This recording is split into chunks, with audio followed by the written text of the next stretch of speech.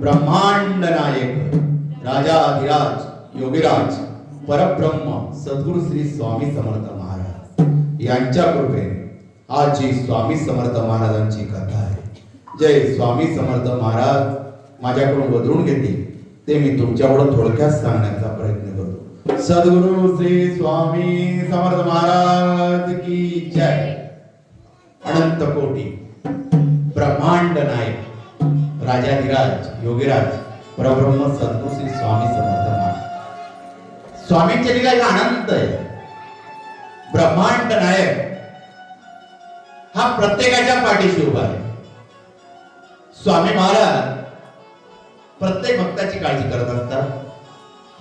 कोणाच्या घरी काही चालू त्याचा विचार कोणी करत असेल तर माझा ब्रह्मांड नायक आहे, माझे स्वामी समर्थ महाराज आहे। ज्यावेळेस भक्त काळजी करत असतो तो संकटात असतो, त्या संकटाचं निरसन होत नाही, त्यावेळी माझा ब्रह्मांड नायक त्या वटवृक्षाच्या छायेमध्ये बसलेला असतो आणि त्या भक्ताची काळजी करत म्हणतो, काळजी घेणार दोस्त, मी सदैव तुझ्या पाठीशी आहे। हे माझ्या स्वामींचं वाक्य आहे। कारण की स्वामींचा शिष्य होता नरसोबा सुद्धा, हा सतत स्वामींच्या मठामध्ये यायचा। महाराज बसलेले असायचे, महाराजांना जे फुलं व्हायचं कामगिरी होती या नरसोबा सुताराकडे होती। गावामध्ये कधी फुलं भेटले नाही, प्रत्येक ठिकाणी जायचं, स्वामींसाठी फुलं गोळा करायचे आणि मनामध्ये तो भाव निर्माण करायचा, हे फुलं मी माझ्या स्वामींना घेऊन जातोय, माझ्या ब्रह्मांड नायकाला घेऊन जातोय। तो स्वामींसाठी ते फुलं गोळा करायचा आणि स्वामी समोर उभा राहायचा, हातामध्ये ओंजळ भरलेली असायची आणि त्या ओंजळीमध्ये स्वामींचं नाव स्मरण करत असायचा। स्वामी या भक्ताकडून एवढी सेवा स्वीकार करा स्वामी, आणि स्वामींच्या चरणी ते फुलं व्हायचं। आणि काही फुलांची जी माळ बनवलेली असायची ती स्वामींच्या गळ्यामध्ये घालायचा आणि तो आनंद परम आनंद त्याला होत असायचा। स्वामींकडे हात जोडले, मनामध्ये खूप दुःख होतं पण स्वामींना सांगायचं नाही, स्वामी ओळखून घेतील हा भाव त्याच्या मनामध्ये होता। पण स्वामींना कधी कधी लहर यायची आणि स्वामी नरसोबा सुताराच्या घरी जायचे। नरसोबाच्या सुताराच्या घरी गेल्यावर स्वामी महाराजांना तो नैवेद्य द्यायचा, महाराजांचं स्वागत करायचा आणि ज्या दिवशी स्वामी महाराज त्याच्या घरी आले त्या दिवशी त्याच्या घरी दिवाळी असायची। का स्वामी आलेले, घराच्या अवतीभोवती दिवे पेटवायचा आणि दिवाळी साजरी करायचा। आजूबाजू सर्व मित्र नातेवाईक त्यांना बोलवायचा, आनंदाने सांगायचा, स्वामी महाराज माझ्या घरी आलेले, स्वामींचं दर्शन घ्या, जीवनाचं कल्याण करून घ्या, हे प्रत्येकाला तो सांगत बसायचा आणि प्रत्येक जणी आईचा स्वामींचं दर्शन करायचा आणि तो आनंदाचा दिवस ह्या नरसोबाच्या सुताराच्या घरी असायचा। असं दिवसांमागून दिवस चाललेलं होतं, पण याच्या मागचं जे दुःख होतं ते माझ्या ब्रह्मांड नायकाने ओळखलेलं होतं, स्वामी महाराजांनी ओळखलेलं होतं। महाराज सकाळची वेळ होती आणि सूर्याची कवळी किरण पडलेली होती आणि माझ्या ब्रह्मांड नायकाला स्नान घालत होते। त्यावेळेस हा नरसोबा सुतार लांबून येतोय, हातामध्ये फुलाची ओंजळ आहे आणि स्वामींचं स्वरूप बघतोय, स्वामींचा तेजस्वी चेहरा बघतोय। हजारो सूर्य एकत्र व्हावे असं तेज माझ्या ब्रह्मांड नायकाचं निर्माण झालेलं होतं। आणि स्वामी महाराज एक हात कटेवर होता, एक हात उंच होता आणि बाळप्पा महाराज स्वामींना स्नान घालताय, चोळप्पा महाराज चंदन लावताय।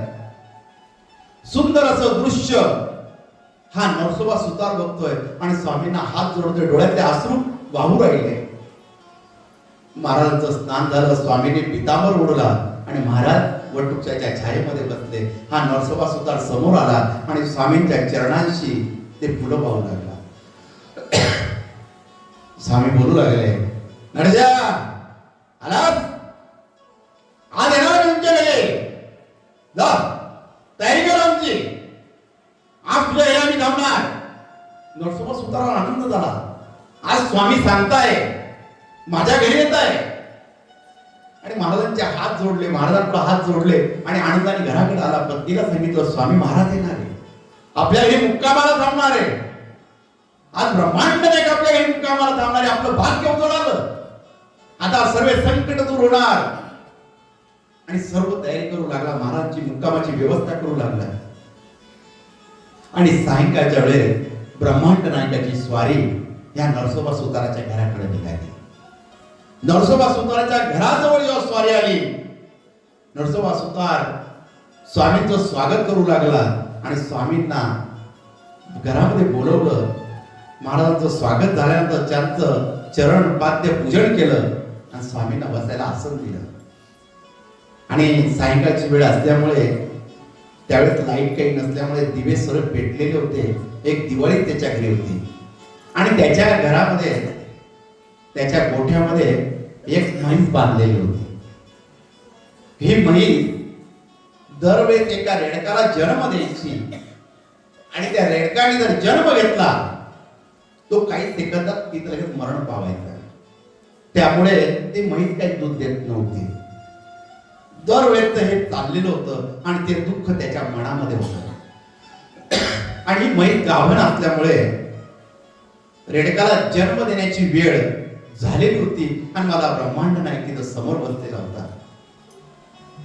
या ती जेव्हा उंबरडा द्यायला लागली म्हैस, नरसोबाला काय करावं सुचत नाही. स्वामींजवळ बसलेला आहे आणि म्हशीचं बाळांपण जवळ आलेलं आहे.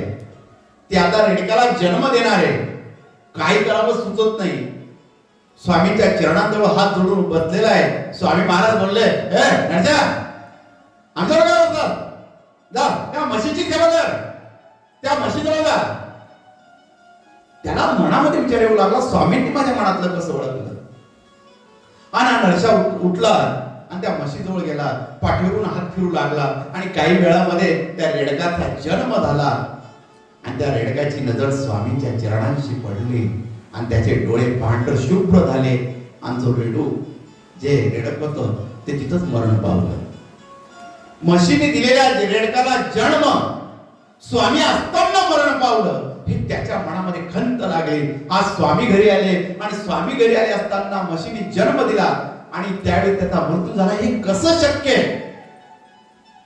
तो त्या पारडाच्या डोक्यावर हात फिरू लागला आणि स्वामींचं स्मरण करू लागला. माझा ब्रह्मांड नाही तिथून उठला. नरजा काय झालं. स्वामी हे दरवेळेचे स्वामी, माझी म्हैस दरवेळेस जन्म देते आणि हे रेडू असंच मरून जातं. हा रेडा मरून गेल्यामुळे आम्हाला दूध मिळत नाही. त्यामुळे ही म्हैस वांज असते. त्यामुळे काय करावं आम्हाला सुचत नाही. स्वामी महाराज महाराज जवळ आले, म्हशीच्या पाठीवरून हात फिरवला. म्हैस कावरी गौरी नजर करून स्वामीकडे बघू लागले. तिच्या डोळ्यामधून अश्रू येऊ लागले. जशी म्हैस स्वामींना सांगते, माझं बाळ गेलेलं आहे स्वामी सोडून, त्याला माझ्या जवळ द्या. ही म्हैस विनंती करते स्वामींना. स्वामी महाराज सारखे त्या म्हशीकडे बघताय आणि तिच्या डोक्यावरून हात फिरवताय. आणि जो रेडा मेलेला आहे, महाराज खाली बसताय आणि त्या रेडाच्या पाठीवरून हात फिरवताय. आणि महाराज म्हणतात, अरे ओठ, ह्या नरशाची सेवा करायची तुला, त्याच्या शेतामध्ये तुला राबायचंय, मरून कसं जाणार. आणि महाराजांनी परत हात फिरवला आणि काही वेळामध्ये तो रेडा उठून उभा राहिला आणि स्वामींकडे बघू लागला. हे सर्व दृश्य ती म्हैस बघू लागली आणि डोळ्यातले अश्रू त्या म्हशीच्या निघू लागले आणि ती स्वामींजवळ आली आणि स्वामींना प्रदक्षिणा मारू लागली. एक मुक जनावर स्वामींना प्रदक्षिणा मारतोय हे नरसोबा आपल्या डोळ्याने बघतोय. आजूबाजूचे स्वामी भक्त हे दृश्य बघताय. प्रत्येक जण स्वामींना नमस्कार करतोय. या म्हशीने ज्यावेळेस प्रदक्षिणा मारली आणि ती स्वामींकडे बघू लागली आणि मनुष्य वाणीमध्ये बोलू लागली, स्वामी महाराज आज माझ्या जीवनाचं सार्थक झालं. आज मला तुमचं दर्शन लाभलं. स्वामी महाराज मला मुक्ती हवी, मला मनुष्य जन्म हवा आहे. स्वामी मला तुमची सेवा करायची. महाराज म्हणताय 5 वर्ष थांब, नरसोबाची सेवा कर, त्याला भरपूर रूप दे, योग्य वेळ आल्यावर आम्ही तुला घेऊन जाणार आणि तुझी आणि माझी भेट परत ह्या वट वृक्षाच्या छायेमध्ये होणार. काळजी करू नकोस, आम्ही सदैव तुझ्या सोबत आहोत. महाराज हे शब्द बोलले.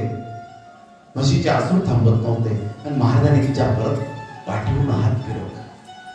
म्हशीने मान खाली घातली आणि स्वामीच्या चरणांकडे बघू लागली. आणि माझा ब्रह्मांड नायक कटेवर हात ठेवून एक हात उंच करून तिथंच उभा होता. हे सर्व दृश्य हा नरसोबा सुतार बघत होता. आणि त्याची पत्नी आली. ती बोलू लागले, अहो आपला रेवा जिवंत झाला, आज नाही गेला. नरसोबा सांगतो, ही सर्व आपल्या स्वामींची कृपा आहे, ही स्वामींची लीला आहे. स्वामींकडे बघतोय आणि स्वामी महाराज मंद असे हसताय, स्मित असे सुंदर हसताय. नरसोबा सुतार स्वामीकडे हात जोडून उभा आहे, पत्नी हात जोडून उभी आहे. आणि माझा ब्रह्मांड नायक एकच आशीर्वाद देतोय, बेहू नकोस, मी तुझ्या पाठीशी आहे. श्री स्वामी.